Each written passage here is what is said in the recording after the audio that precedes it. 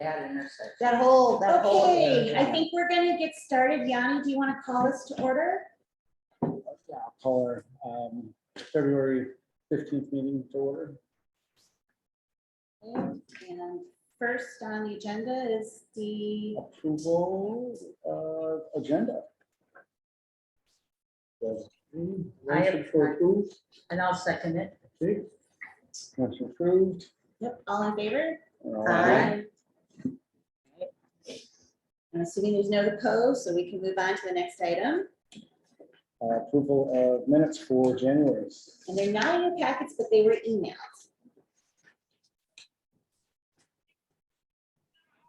I got it. I always get you. Yep, you got a motion there, Paul? Yes, I do have a motion. Okay. You have a I second? can second it, I guess. Second. I'll motion, you second. All These are two right. things wrong here. Motion to approve. Oh, you can jump. There, motion to, then we've got a motion and a second, all in favor? Aye. Opposed? All right. Mr. President, would you like me to do the financial report? Please. Okay, I am going to share my screen here. January and February are really quiet months financially for us, so, just pull up. Sorry, everyone. So we got approved for a couple of grants, so right? We did. Let me just pull up, sorry, everyone. I have it ready and apparently I- All right.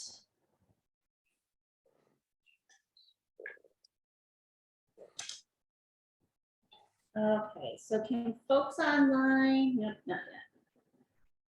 There we go. So can folks online see my board report there?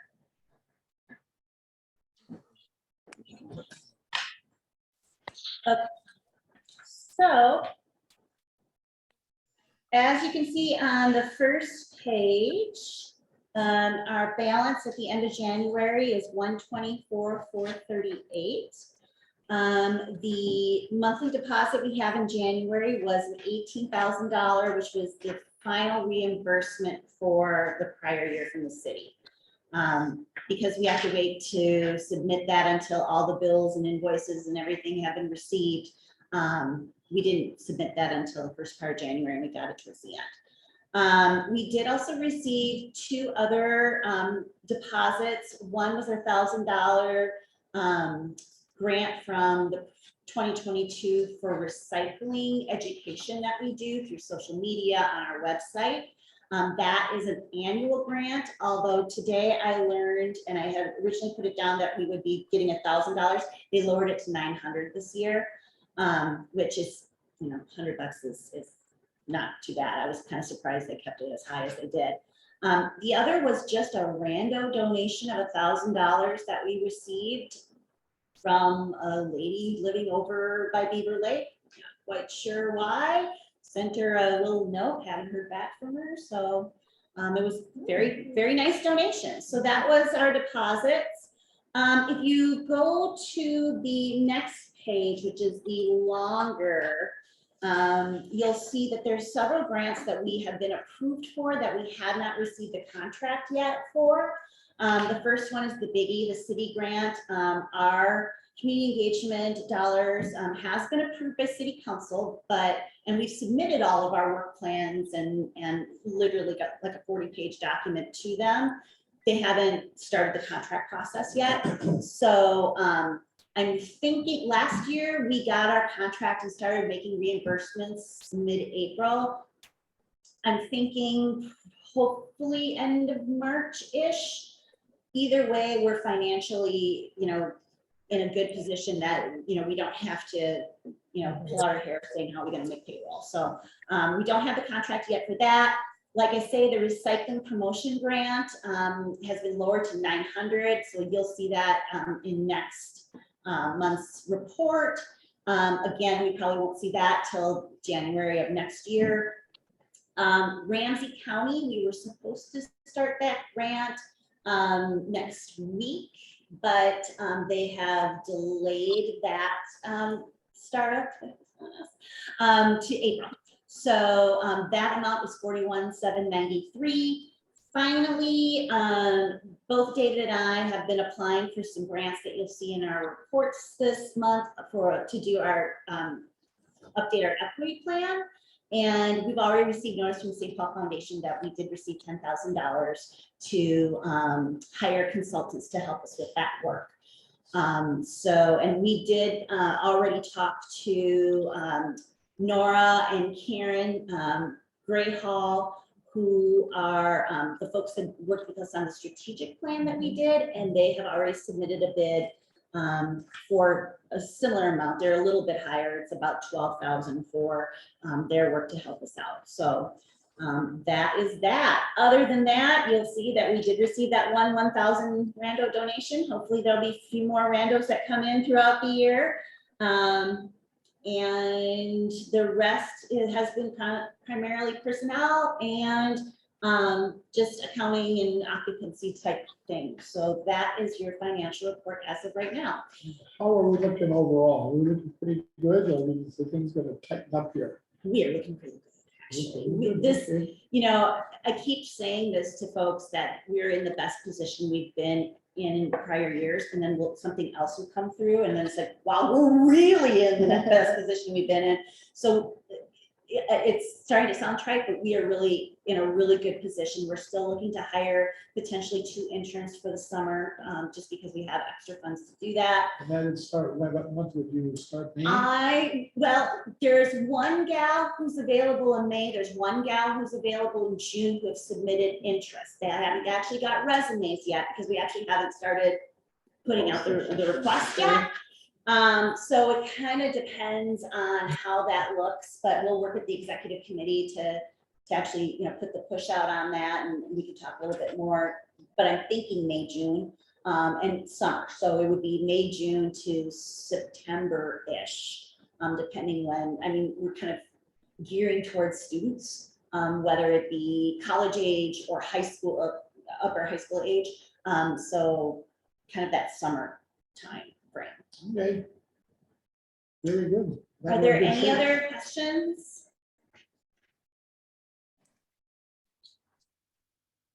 Do we have a motion to approve the financial report pending audit? Motion to approve. I second. Did check. All in favor? Aye. All opposed?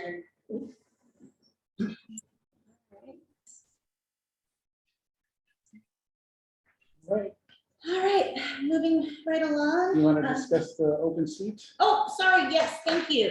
We do have an open seat in Quad 4, so that's the quadrant that's bound by the railroad tracks to the north, White Bear Avenue to the west, Minnehaha to the south, and McKnight to the east. So that's our Quad 4. So that includes Beaver Lake, the Tangletown area of our neighborhood. So if you know of anyone who is interested, that is, I believe, a 1-year term because it's finishing out a term of someone who had to step away for job purposes. So if you know of anyone who's in Quad 4 and maybe interested, have them reach out to myself, David, or Annie, and we can fill them in on what we're looking for and you know, answer any questions that they might have. Lisa, Yes, Roger. have you considered asking the donor who lives in that quad if she would be interested, since she apparently has a vested interest in our efforts? Yeah, I actually did include that there is volunteer opportunities in the letter that I sent her, but I can certainly reach out to her again. It's a good idea, Roger.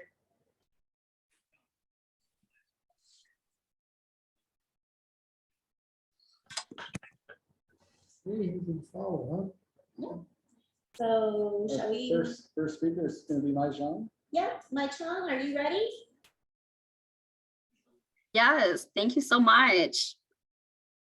So I get 10 minutes or so to talk and share. Yeah, 15, 20 actually, if you want. Okay. Yeah, wonderful. Well, thank you all very much. I'm sorry I'm unable to be there in person today, but just happy to meet you all here virtually. So I'm Mai Chong Zhang. I am the commissioner representing District 6, which is the majority of the east side of St. Paul in our city limits here. You know, some of the top things. So I got sworn in January 3rd. Definitely hit the ground running and have taken a lot of actions and votes already, but also am getting a ton of orientation from the different service teams that the county has. So one of the first one that comes to my mind in meeting with you all today is just about our community safety. So as you all know about Harding and also about the stabbing and the death of, you know, a very young child in our community here. The county is really pushing for additional funding from the state to make sure that we are able to have a few scattered sites and make sure that our youth who do offend, that they are, one, able to stay within the community, and two, that they get the resources and the support that they need in that time. Right now, the options basically are, if for youth who offend, they stay in our JDC, in the Juvenile Detention Center in downtown St. Paul, or they get sent away to Red Wing. So it's two options that is just not very helpful and supportive to the youth who need the support during that time. So we are asking for 15 million from the state to have some scattered sites so that they can house about 4 to 5 youth at a time and provide intensive service. So that's one piece that the county is prioritizing during this session. For myself, as I've been thinking about the safety, is just, you know, basically our failure as a community, right? Failure in supporting our youth, meeting where they're at, and also the families. And so my whole big piece is when we have stable families who can take care of, you know, their families, they can take care of their community. And so I have the honor of serving as the Housing Redevelopment Authority Chair this year. And quite frankly, it's because I campaigned on affordable housing and stable housing to our communities. As someone who has experienced housing instability for all of my life, basically, housing was a key piece that I just see that, you know, the east side of St. Paul in our district, it's one of the last few places for affordable housing and making sure that folks aren't priced out. And as we look towards the development of the Heights, we need to make sure that there are affordable housing options so that people who live in the area there can have that option to live there too. So the most recent action that we took as a board was we put in $300,000 towards the Heights to help with the cleanup of the site. And that would just prepare for the development of the future affordable housing.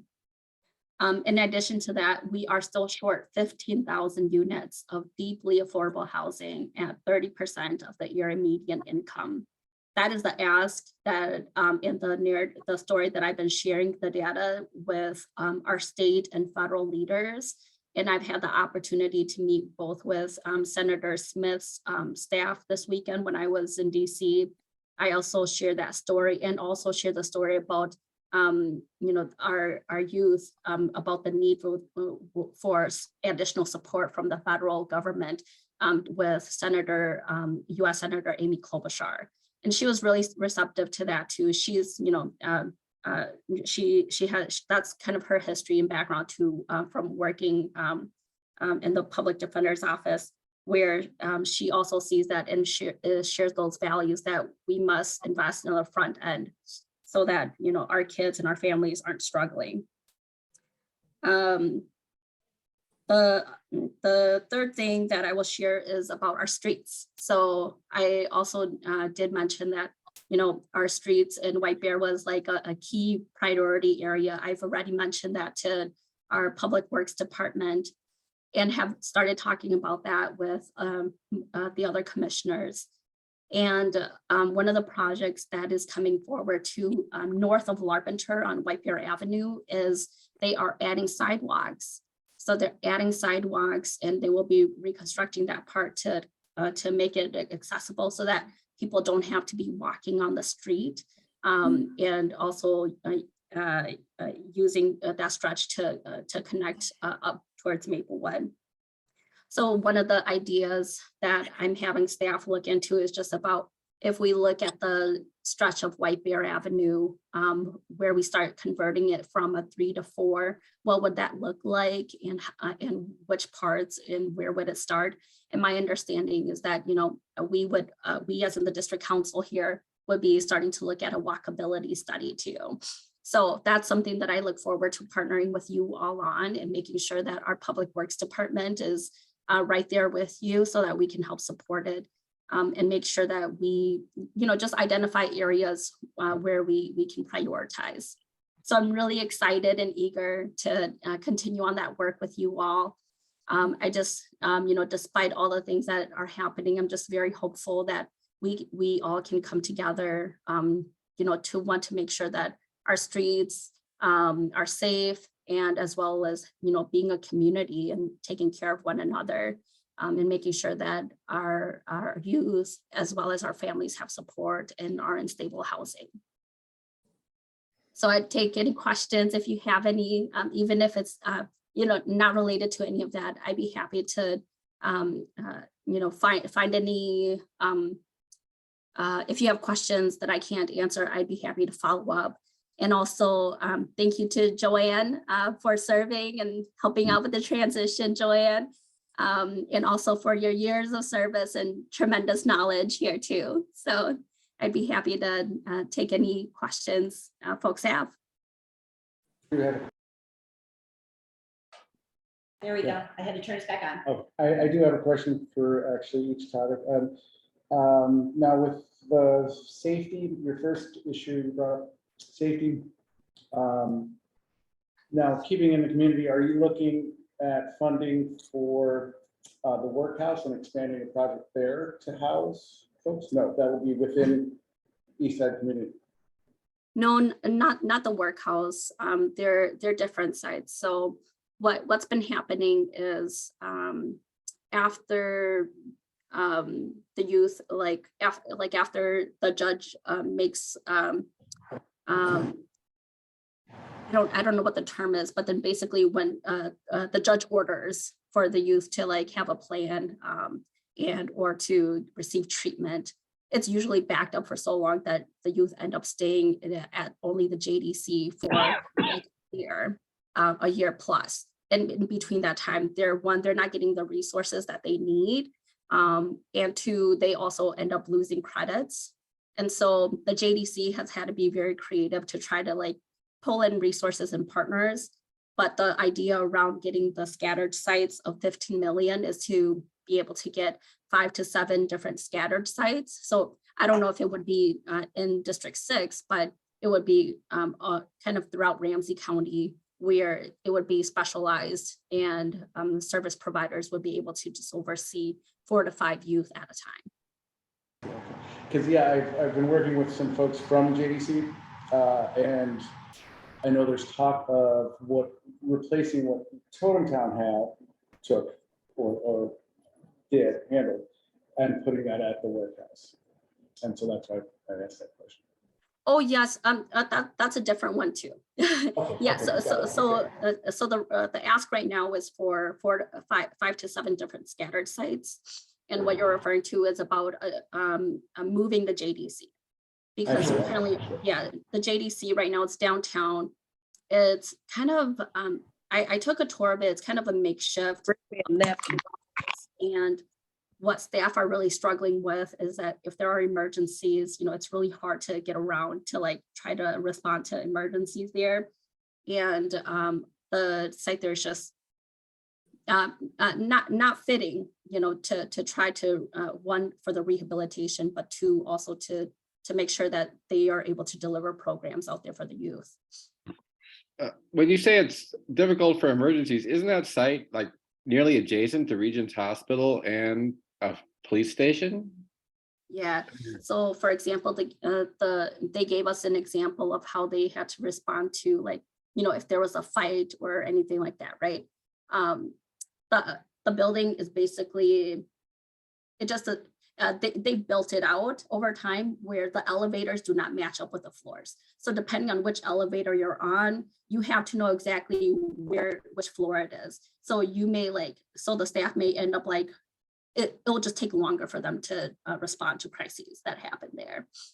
So not in terms of emergency medical services, but emergencies as in when they need additional staff support. So they can't, for instance, ask the police to help in the event of a stabbing, for instance. They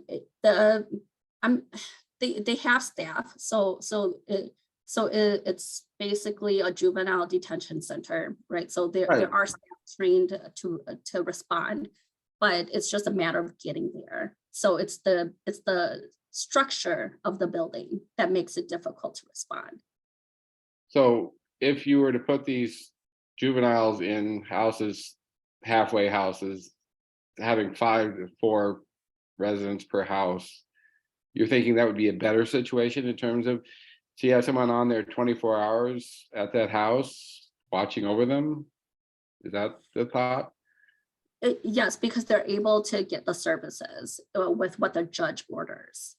Right now they don't get that. So they basically just get housed there for the term, basically. So that's what's been happening, because we do not have enough service providers at the moment or enough facilities or beds to serve the youth. So what ends up happening is they just end up staying inside the JDC versus complying with what the judge orders. And they couldn't, for instance, be transferred to the workhouse on South Century. You said that wasn't an option. You said just Red Wing or the JDC. Yes, yep. Currently, those are the two options. Not Right not now, one the on south workforce. side of- Right now the workhouse is not set up for them. It's only for adults who are serving jail time. And how they say it is if it's a year and under, then they serve in the workhouse, right? And it's only set up for adults at the moment. For youth, they need to comply with state regulations. And right now our JDC is not in compliance with it. Because when the youth get brought in, they're supposed to be set up in a separate secured area. And right now the JDC does not offer that. And so the state notices that and makes a note of that every time there's an inspection. But the state would prefer that the next time we're refiguring that out, that we are in compliance with it. So these houses you'd be setting up would be secure then? You're talking about secured houses. Oh, yes, the houses would be different, and it would be based off on what the judge orders in terms of security levels. We have time for about one more question for Mai Chong. Does anyone else have a question? Yes, I do. Hi, Mai Chong. My name is Needy Joshua. Sorry, I am not feeling too well today, so my camera's off. My question to you, when you talked about the Hardin, the stabbing at Hardin, I actually live right by Hardin, so I heard the police that day when they were going. I didn't know where they were going, only to find out that, the very hard situation.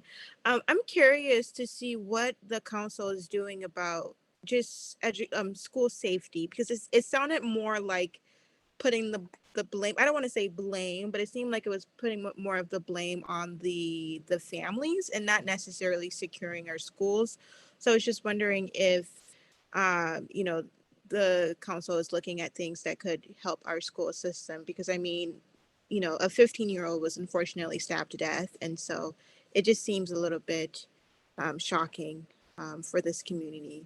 So I was wondering if you could address that further. Yeah, so not speaking for the city council, but for the county board, is what I had mentioned earlier is about the different treatment options for youth who have offended. But as for securing the facility or for our schools in this instance, I know that the school board is hosting a session on Tuesday, I believe, get feedback and input from the community. So that would be a really good time to provide input. My thought around it is, like in the global scale of things in the United States, our youth will continue to have access to weapons and to guns.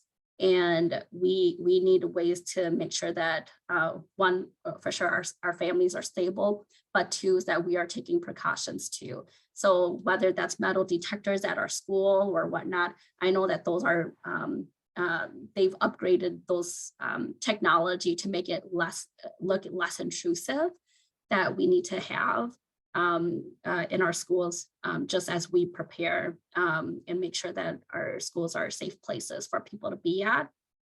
And number two, I just know from speaking with our school board members is that universally our kids do not feel safe. Like they've walked around into the schools, they've asked kids, and they're hearing stories about kids refusing to go to the bathroom basically during the day and like holding it in because they're afraid that they might get jumped in the bathroom or that they might get caught up in a fight. So that's what we are hearing. And it just goes on, if you've looked at what the news articles are saying is that, this fight may have been related to another fight from last year, that social media is a part of it too. Like our youth are going to have, just additional context in that way, and more access to be able to exchange words in that way. But I really think that as the county, we need to make sure that we are equipping kids and family with the tools that they need to succeed.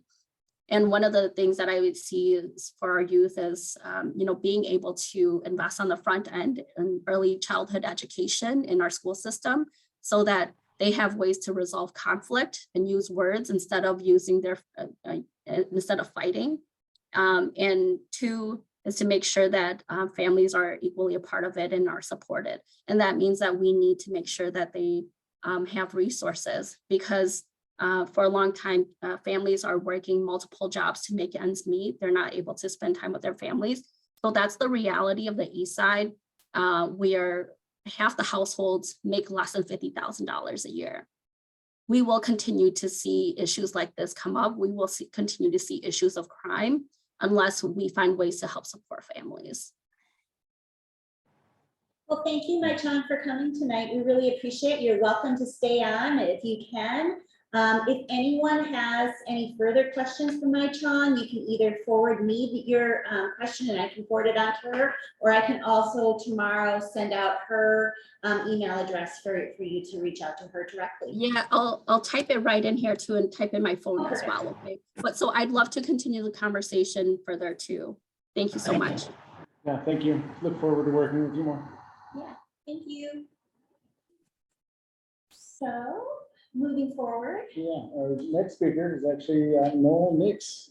Actually, no, No. it's Director Sean Kershaw from St. Paul Public Works and Director Andy Rodriguez from Parks and Rec. So Andy, Sean, I don't know how your presentation works. Do you need me to share my screen or what do you need? I think my name is Sean Kershaw. I think Andy and I are just happy to talk through the presentation without any visuals, and then we want to be available to answer your questions. Perfect, thank you. You're ready to go. Andy, is it okay if I go first? Absolutely. Kick us off. So I'll kick off with the bad news. This will be the worst pothole season, probably in our lives in St. Paul. And the reason for that is twofold. One is that our arterials and collector streets, these are the main streets, like Commissioner Chong said, it was White Bear. The major streets in St. Paul are on a replacement cycle of 124 years, and they should be about half of that. So we are way behind in updating our streets. And the reason we have a lot of potholes is in part because of this age, in part because we've had a winter of rain and freeze and thaw, which is just a nightmare in terms of street maintenance. And I say that as background to the sales tax proposal, that what we need is a fair and equitable source of money to improve our arterial and collector streets in St. Paul. So what the mayor has proposed and the council has endorsed is a 0.5-cent sales tax. 3/4 of that would go towards streets. We've identified the specific streets that are on the list. It would be a 20-year proposal. What we're asking right now, and you know, I'm sure there are lots of questions. Right now, we are asking the legislature for the ability to go to the taxpayers, the residents of St. Paul, to vote on this. So it would raise about $750 million over the 20 years. We've identified about 25 segments that we would use those resources to improve. And it would get us from a situation right now. There's a thing called the Pavement Condition Index, and it rates the quality of pavement. Right now, it's been gradually falling. You know, a couple of years ago, it was 51. Now it's about 48. With the money that we're proposing, it would get us up to a 70, which is good over the 20 years.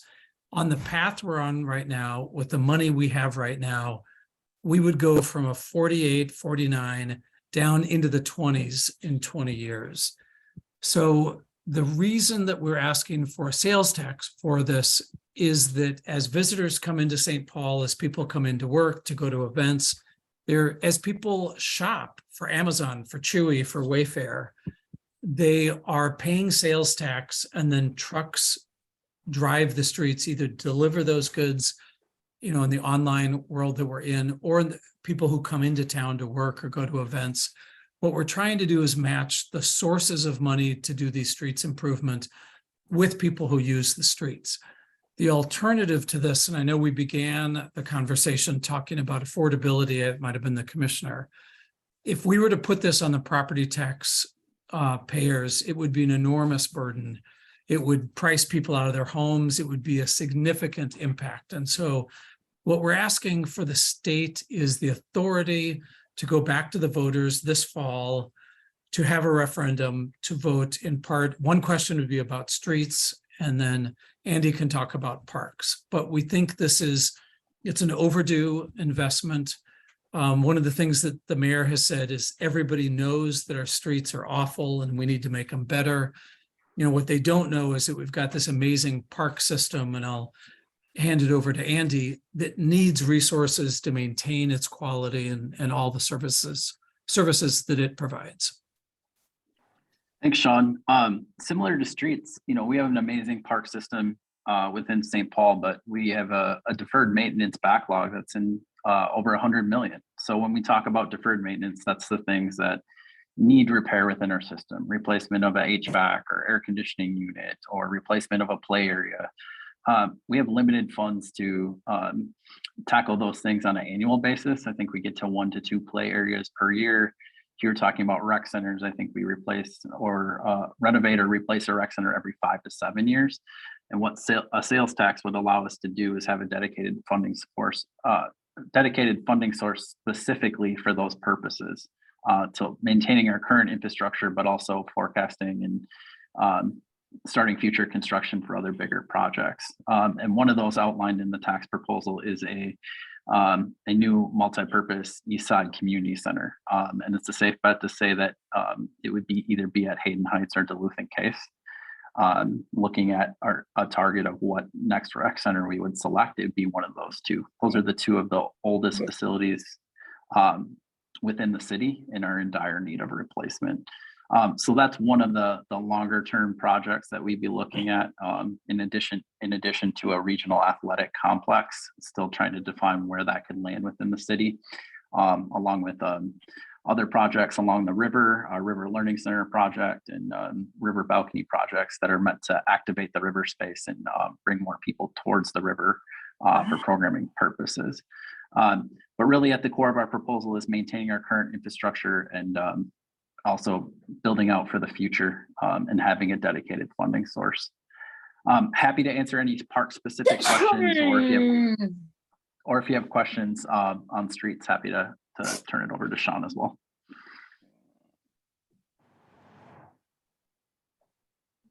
Well, thank you both for coming.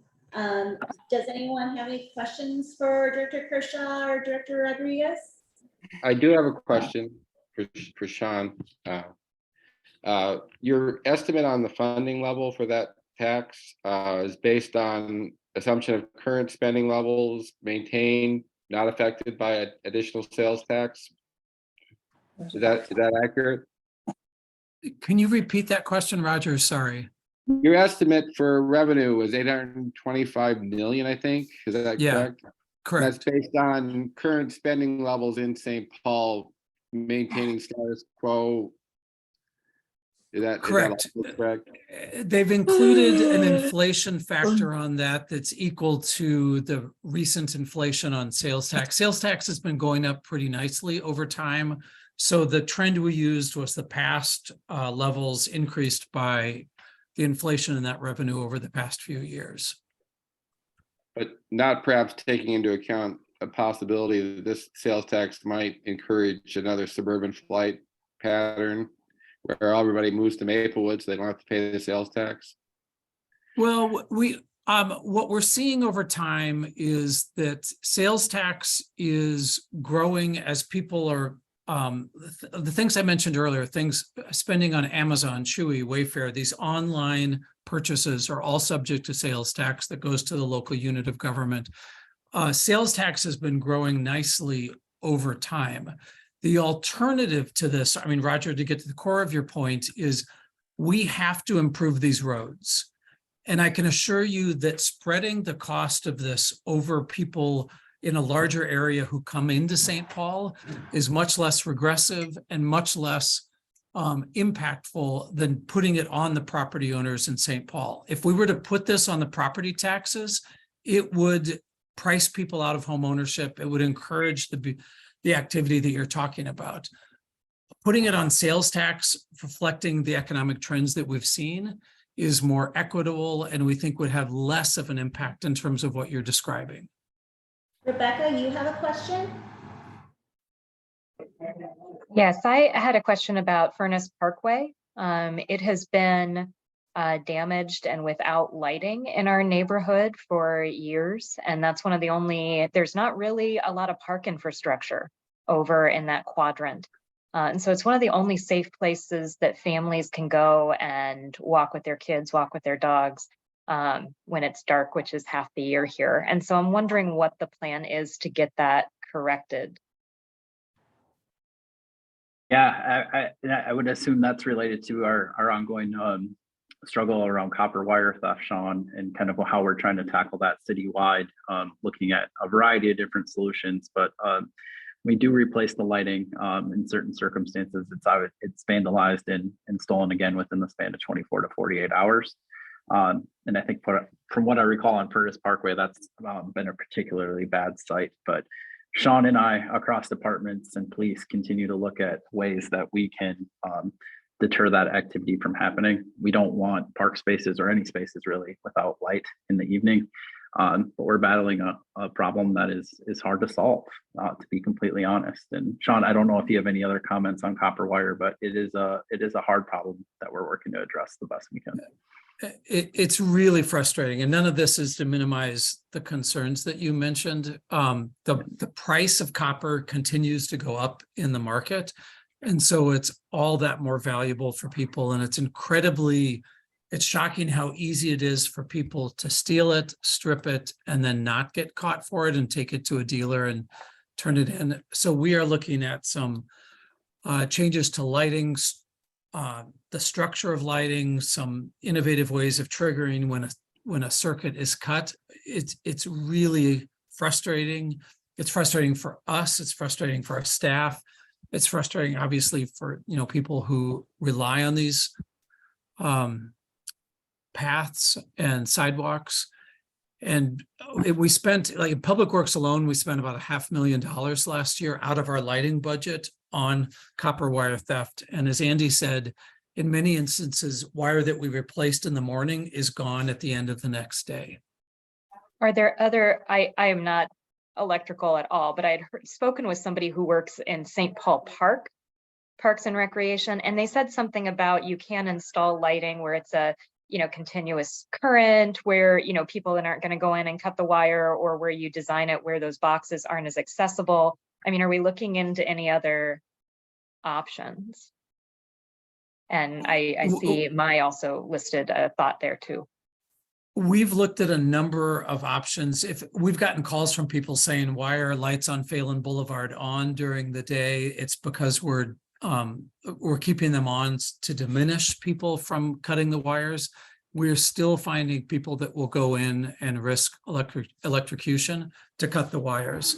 We've tried a number of strategies around banding the light boxes around, there's a list of probably 15 strategies we've tried. The folks who are stealing it keep staying ahead of us. Commissioner Zhang asked a good question in the chat about solar, and that is a product that we are testing out in key locations right now. It may not be the answer for every location when you talk about tree coverage and other things that come into play around solar lighting, but it is something that we're looking at. Joanna Ellis has a question here in the room. I just had a quick question. Are you, both of your departments asking each for a 1% sales tax increase? So the sales tax will go up to 9% in St. Paul, or are you like Parks and Rec is 50 and Public Works is 50, so it's a total of 1%? What is the actual amount of that the sales tax will go up if it's passed? It's a total of 1% for both departments, with Public Works leading the charge, I think about around 75% shown, right? Yep, St. Paul's sales tax is lower than all the surrounding communities right now. And in downtown Minneapolis, you have a sales tax, you have particular district taxes. So it gets really complicated, but we've put together some information that's helpful on that. This would bring our, as Andy said, the total is 1 cent for both departments. One question, has the city looked at just taxing commercial traffic rather than a blanket 1%? Could you repeat that question again? I'm sorry. Have the city looked at just increasing taxation for commercial traffic? I know that commercial traffic wouldn't like that, but being called out, but is there any way to just add an increase of tax for those heavy industrial, those vehicles that beat up our streets? No, it's a great question. Minnesota law right now makes that almost impossible. There are two proposals at the legislature. So when I've talked to my peers in Public Works, states like Texas and states in the South allow you to tax based on your impact on the streets. And Minnesota does not allow that currently. It's not available to us. And St. Paul is a city where about 23% of our tax base is tax exempt. And if you compare a taxable property to Minneapolis, Minneapolis is way ahead of us in taxable property. But the short answer to your question is state law doesn't allow us to do that currently. Okay, Joan Ballinger here in the room has a question. Yeah, my question is, how are we setting up what streets you will decide to do in that plan? Is there something that community can talk about? Or is it something that just you have already know which ones you want to do? Yeah, the state law is interesting and frustrating.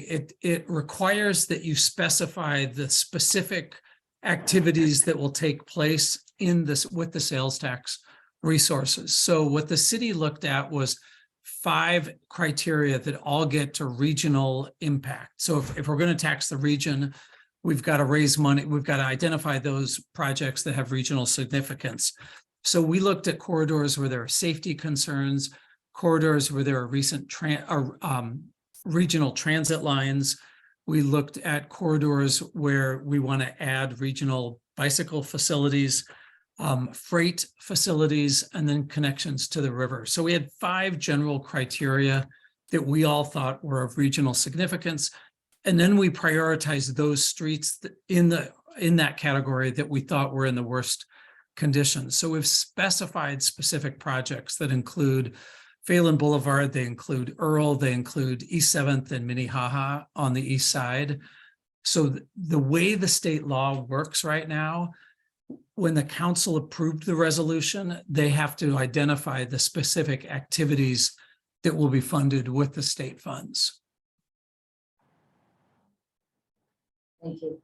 Now, that doesn't mean we wouldn't do other things on other areas. Obviously, there's an enormous need on the east side and citywide, but with the sales tax funds, it identifies those streets of regional significance that meet the criteria that are in state statute right now. If you ever want a tour of those streets here in our neighborhood, Sean, I will gladly drive you around. I drive them all the time, and I would be happy to. Any other questions for Sean or Andy? Yeah, I have a quick question about the lighting thing. Is it possible to use other metal wire rather than copper as a transmission device, because copper being so marketable? Yeah, it's a great question, because aluminum, some cities have switched to aluminum. The problem is when somebody breaks into the light, they don't care. And so the damage is still done, whether it's aluminum or copper. So in some instances, Roger, one of the strategies you identify we may use is to switch them out to say this is aluminum, not copper. The problem is in most cases, once they've broken the access point, they're like, I'm here for whatever's left, whatever's there. We've reduced the gauge of our wire from 10 to 6 because that, there's less that they pull, and we're still getting as much or more than in the past. But it is one of the things we're looking at.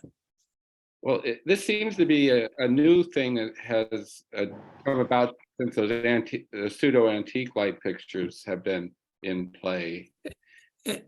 No, it's really something that's come about since the price of copper went up by 500% in post-COVID.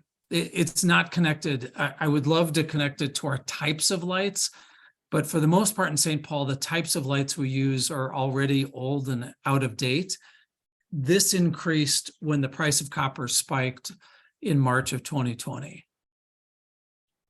Definitely a problem that is seen in other cities and states across the country. And we're even networking to that degree to see what other cities and governments are doing to tackle the issue. Is it happening with? Oh, go ahead. They're going and taking copper wire out of air conditioning units. It's getting really problematic. And in states in the South, a lot of the theft is coming out of air conditioning units. Yeah, for the park side, lighting aside, we had over $1 million in theft last year related to air conditioning units and other HVAC systems related to copper wire. Is it happening with because I feel like I don't notice streetlights off as much. And so I was wondering if that's just because they have to be repaired every time they're stripped, or do they not get stripped? There are parts of the city where the streetlights are stripped just as much as the trail lights. If you look on Phelan Boulevard, you look on parts of Johnson Parkway, you look on Shepherd Road, it's really problematic. I'm not excusing it. It's just that it's something that's growing faster than we can fix it or solve it. And we're open to any idea. And as we've listed all the things that we've done between Parks and Public Works, people are impressed by the lengths that we've gone. It's just that the thieves are always a step ahead. Andy, would you want to talk a little bit about, you had mentioned that Hayden or Duluth case may be possible opportunities for a sports center in St. Paul. Do you want to talk a little bit about that process, or, because I had heard a rumor that possibly Parks was working with some students to do some community engagement on that coming up in the next year?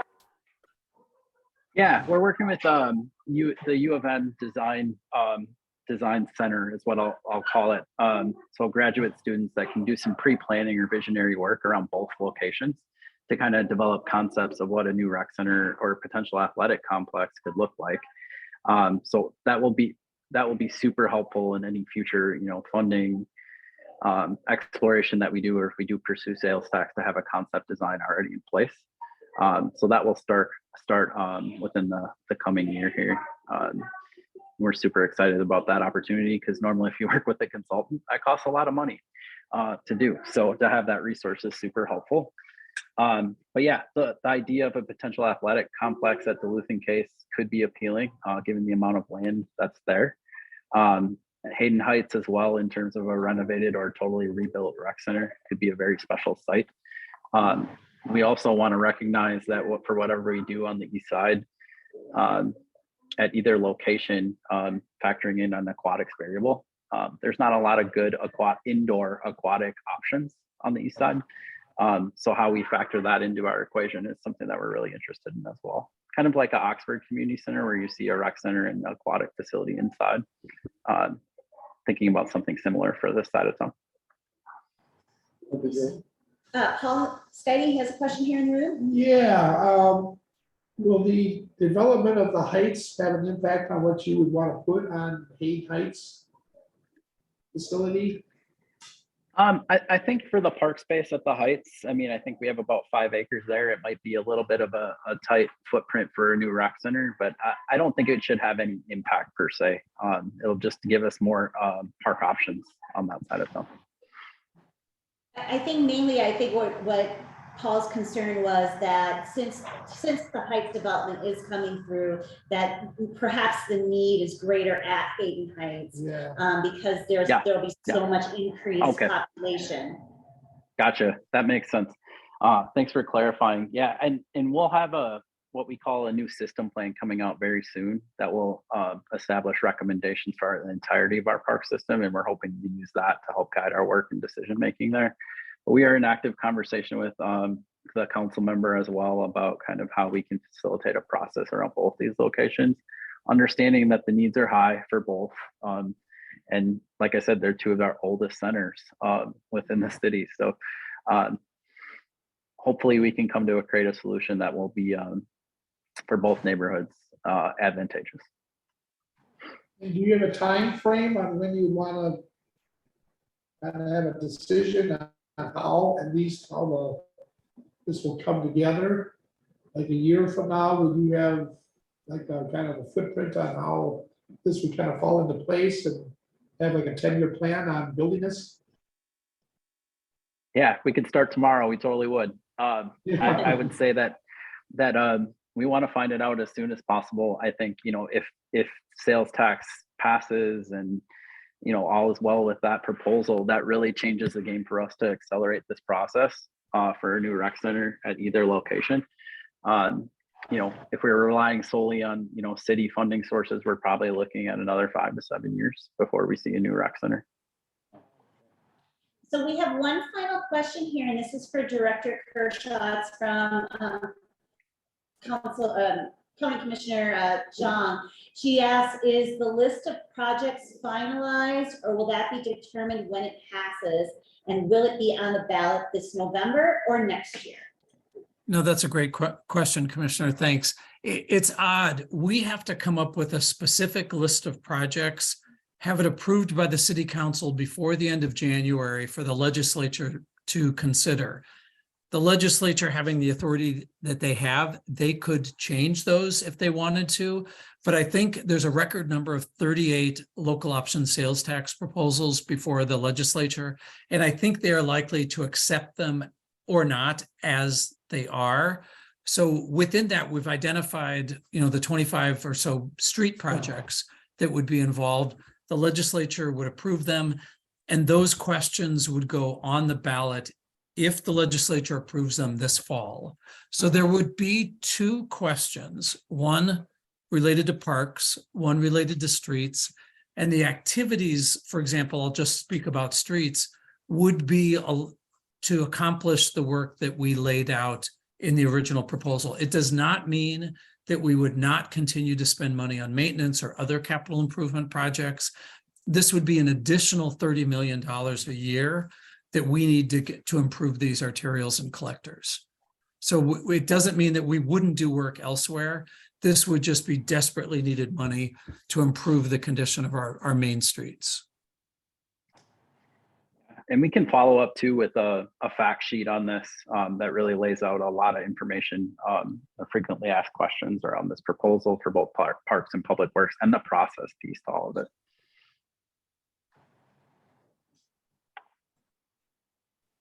All right, well, thank you so much to both of you for coming along. Please know that you are always welcome. We meet third Wednesday of every month, so if there's any updates that you ever want communicated to us, you are always welcome to attend. So thank you again. Thank you. Appreciate it. Thank you. Yep. Bye. Thank you so much. Okay, so moving on to neighborhood updates. I do have a couple of things that I want to remind folks, but I'll let you all kind of raise your hand if you have something that you'd like to update us.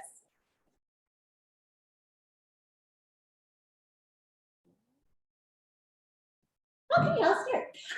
Okay, I've got three Well, things. I could mention the potholes, but I think everybody knows those. Yes, my axles know them well. First off, we sent an email to all of you earlier in the week about t-shirt sizes. So if you haven't let me know your size, you don't have to proclaim it to everyone, you can just tell me. But we want to place that order probably by the end of this month. So you could just let me know what size you need. Second of all, the land use committee has been working on putting together an equitable development scorecard. Basically what this is a document that expresses what our vision for new developments, new builders coming into our neighborhood, kind of what our goals are. Some of the things that we talk about is regarding neighborhood median income versus regional median income, because the neighborhood median income is a lot lower than what regional is. So when we're talking about affordability of housing, that they recognize that what they may consider as affordable may not really be affordable for our neighborhood. And then also making sure that when we're thinking about landscaping, that we're working with local sources of food and trees that will really thrive here, rather than just something that would look pretty. So just making sure that they're really thinking about how their development or their project will impact our neighborhood. So with that, at the next board meeting, the land use committee will be presenting it formally to you. But in the meantime, in the next week or so, I'll probably be sending it out so you all can take a look at it before the next board meeting and kind of digest it. And if you have any questions or concerns that need to be addressed before the board meeting, we can take care of that. And then finally, February 23rd at 6 p.m. is our first movie night of the year at Hayden Heights Rec Center. And we would love to have volunteers come and help us out. We've got games between 6 and 6:30. Movie will start at 6:30. It's at Hayden Heights Rec Center, and we are showing Frozen 2. So if you don't want to volunteer that night, but you really want to, get your Elsa and Anna on, please join us for that movie night, and let everyone that you know, especially those with young kids, that it's a free movie night, and they'll have popcorn and games and prizes and the sort. So other than that, does anyone have any other neighborhood updates or questions or?